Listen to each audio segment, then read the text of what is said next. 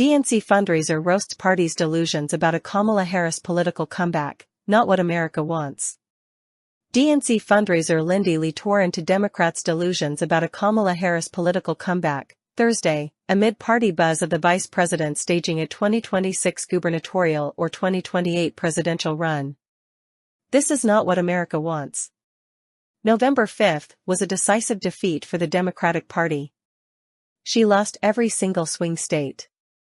It wasn't a squeaker like it was in 2016. This was a resounding defeat and, right now, Kamala Harris is indulging in delusions of running for governor of California, possibly in 2026 or even president again in 2028. America has said, we don't want to be coconut-pilled. We do not want Kamala Harris. We don't want failed border policies, and I feel like I'm liberated, and I can finally tell the truth that the Democrats completely failed on the border, Li said on America's Newsroom. Li's rebuke comes after DNC Executive Board member Yvette Lewis said Wednesday she would be on board 100% with whatever Harris decides to do in the future, calling her a phenomenal candidate despite her crushing Electoral College loss to President-elect Trump. Li told Bill Hemmer she has been ostracized by fellow Democrats for speaking out about the state of the party after the election, particularly citing the moment she said the Democratic Party was plagued by the stench of loser.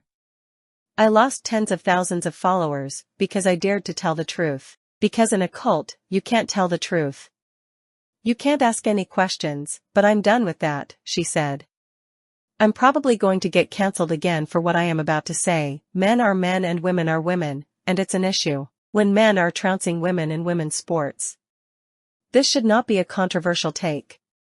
This is common sense, and the American people understand that the Democratic Party, they exist in their ivory towers that are so far removed from reality, and these ridiculous culture wars are not what Americans care about. Democrats are now working to recalibrate and assess what went wrong during the 2024 election cycle. Many members of the party, like Li, have blamed out-of-touch messaging for the loss.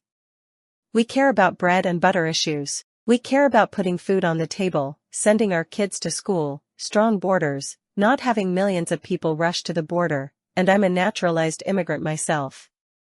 Just because you care about these issues doesn't make you a sexist, racist, she said. Some former aides say that Harris has limited time and political capital to decide whether she wants to run for office again.